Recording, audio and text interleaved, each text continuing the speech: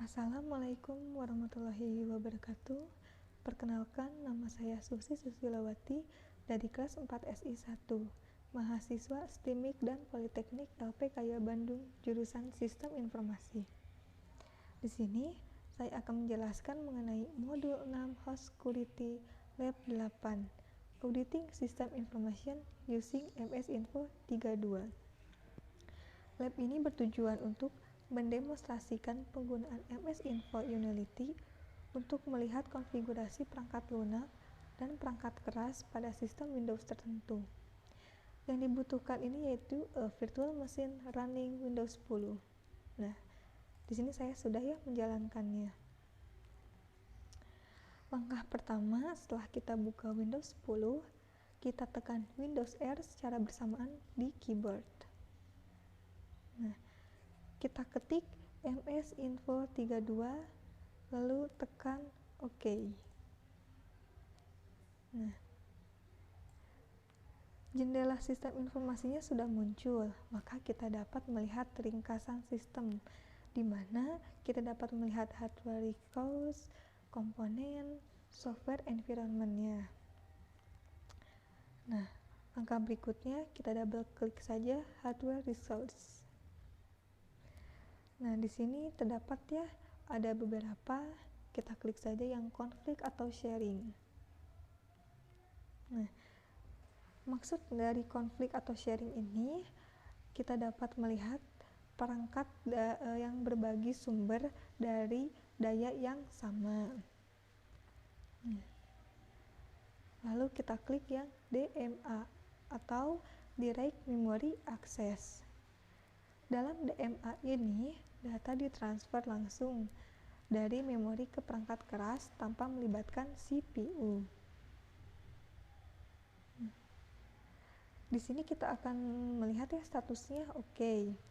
Jika statusnya itu error, maka kita harus memperbaharui driver atau menghubungi pabrikan. Karena di sini sudah OK, kita lanjut saja ya. Double klik yang Verset Hardware. Nah, ini mencantumkan perangkat apapun yang dikonfigurasi secara manual oleh pengguna.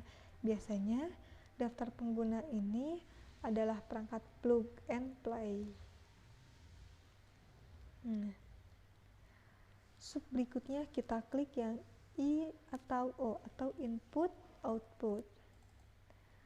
Maksudnya di sini untuk mentransfer data dari komputer ke device dan sebaliknya.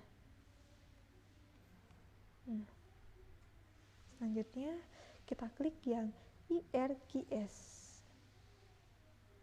atau Intergroup Request. Ini tuh jalur pengguna keras yang melalui perangkat mengirimkan sinyal interupsi ke mikroprosesor. Nah, lalu ke memori.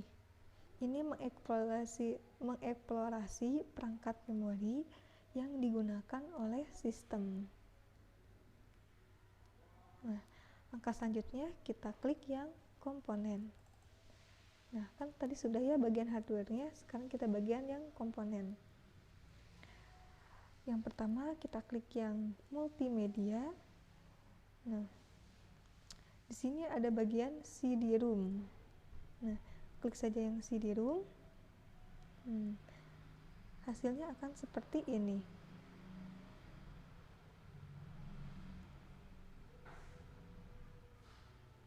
Lalu kita selanjutnya pilih yang audio codes.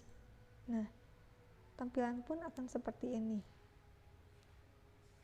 Setelah itu kita ke sound device. Nah, sound device ini menampilkan perangkat audio di komputer meskipun kosong gitu. Nah, lalu ke display. Ini menunjukkan name dan device ID, jenis adapter, deskripsi adapter, dan RAM yang dialokasi ke adapter. Lalu klik yang infrared. Infrared ini, karena ini tidak bisa support, maka dibiarkan saja tanpa rincian apapun.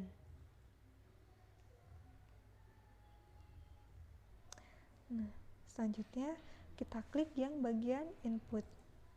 Input ini ada keyboard dan pointing device. Kita klik yang keyboard ya. Terdapat deskripsinya nih, name dan layout serta yang item lainnya. Klik yang pointing device, menunjukkan hardware ini digunakan untuk menghubungkan perangkat ke PC. Lanjut ke ini ya, modem. Nah, di sini kosong karena tidak ada modem yang saat ini digunakan pada perangkat. Lalu pada network. Nah, terdapat 3 bagian, adapter, protokol, windsock. Klik adapter. Terdapat name, adapter type, dan yang lainnya.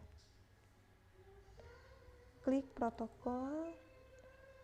Ini menunjukkan nama protokol, apakah itu koneksi atau tidak, dan itu menjamin pengiriman dan urutan pesan. Lalu ke windsock.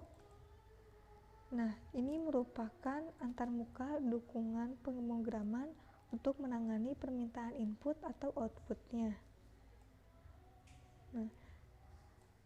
Nah, di windsock ini kan udah dijelaskan nih, ada alokasi filenya, ukuran program, dan versi program.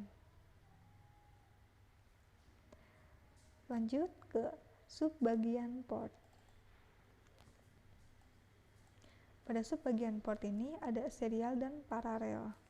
Klik serial untuk menampilkan nama perangkat yang terpasang, status IP, DNP. Karena di sini saya sudah mencoba tidak ada perangkat yang terpasang, maka tidak akan memunculkan informasi apapun. Lanjut ke storage. Ada 4 bagian. Nah, ini ya, ada 4 bagiannya. Klik yang device. Nah, di sini memberikan nama dan deskripsi singkat tentang drive, biasanya dikenal local disk C dan local disk D. Klik yang disk. Ini terdiri dari description, manufaktur, dan lain-lain. Klik yang SCSI. Ini tuh antarmuka paralel standar yang memungkinkan pemasangan printer, driver disk, dan standar preval lainnya. Klik yang IDE. Ini menyediakan satu set fasilitas lengkap untuk pemrograman yang membantu mereka dalam pengembangan perangkat lunak. Kita lanjut ke subbagian printing, menjelaskan tentang perangkat printer. Terdapat ada name, driver, port name, server name. Klik yang problem device. Muncul ketika hardware mengalami masalah. Kita dapat melihat masalah atau kode kesalahan dengan perangkat. Lalu ke yang USB. Nah, jika Windows 10 ini sedang terhubung ke USB, biasanya menampilkan nama port USB dan IP atau ID PNP-nya.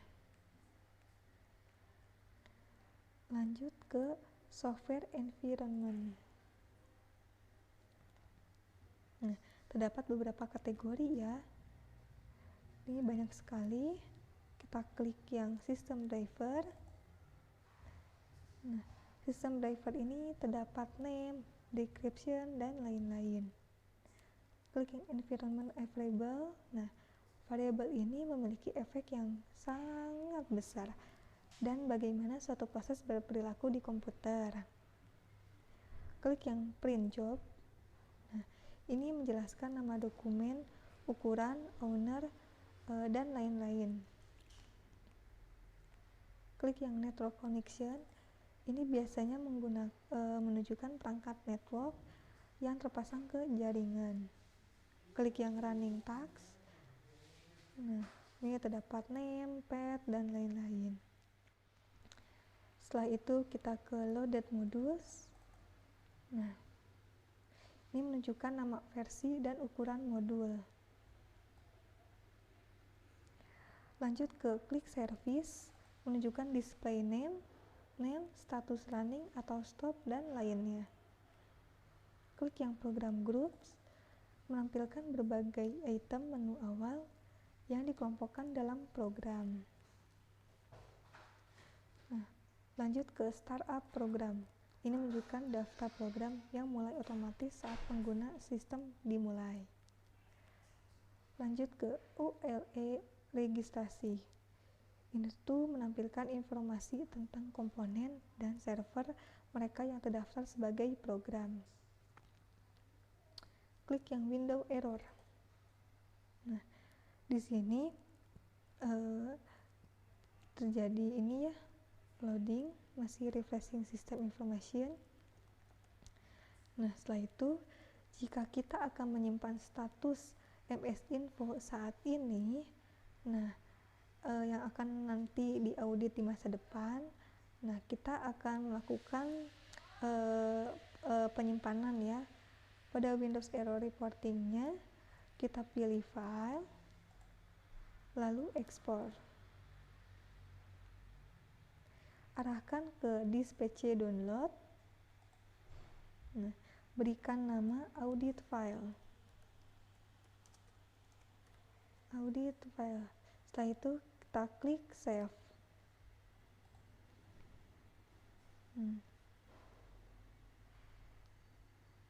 Sedang menyimpan.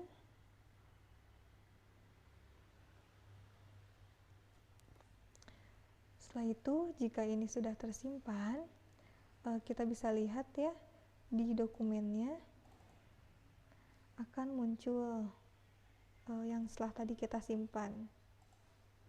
Nah, audit file sudah tersimpan. Sekian dari praktek saya. Semoga ini memberikan manfaat untuk semuanya. Terima kasih. Wassalamualaikum warahmatullahi wabarakatuh.